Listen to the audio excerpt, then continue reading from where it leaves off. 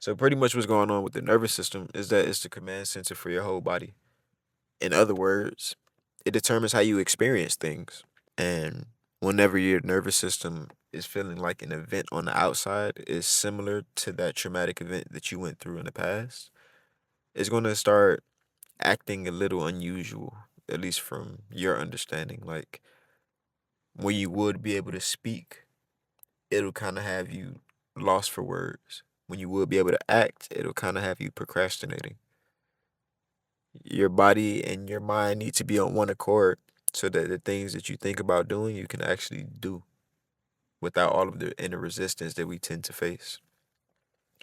And the thing with procrastination is that your body is just feeling like right now in the moment, staying right here is safer than moving wherever you're trying to go, doing whatever you're trying to do.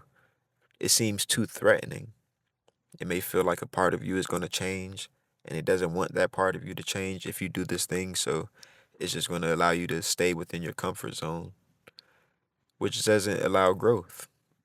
But like I said, that growth can seem scary to the nervous system, like it's going to change everything about you, and change typically isn't a safe thing.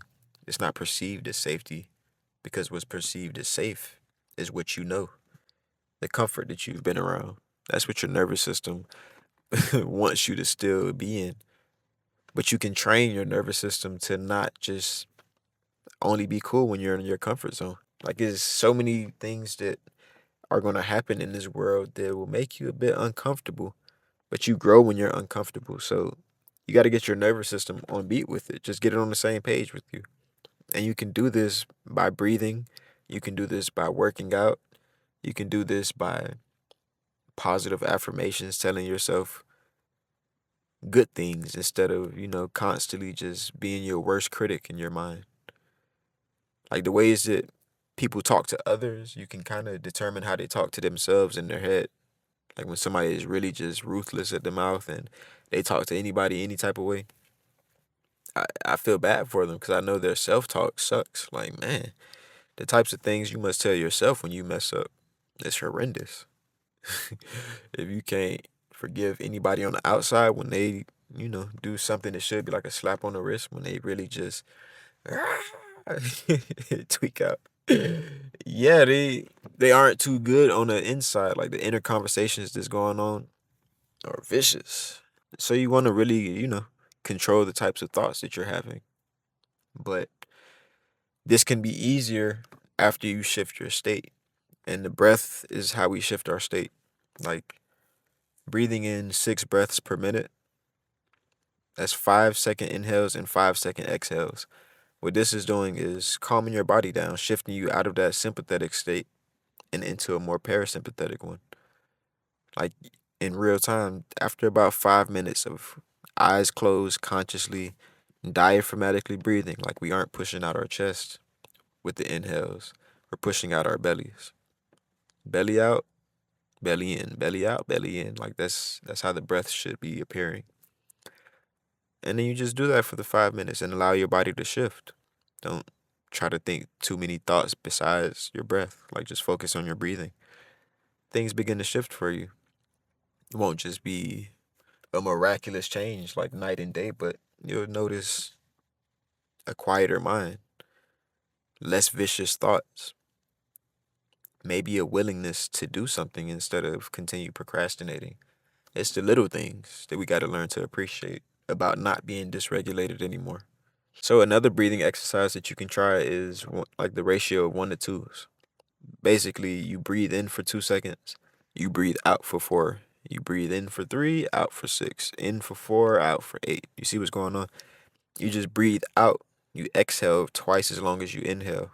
And this is signaling to your body that you're safe right now. You're pretty much in a space where you can go to sleep. Because when you're in danger, you hyperventilate. Like you're quickly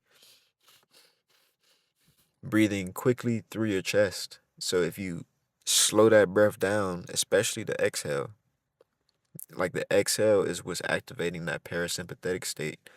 So you exhale slower, and that really just induces it quicker than it would if you were panting or hyperventilating or whatever. Like your nervous system, it can cause you to lash out on people, even loved ones.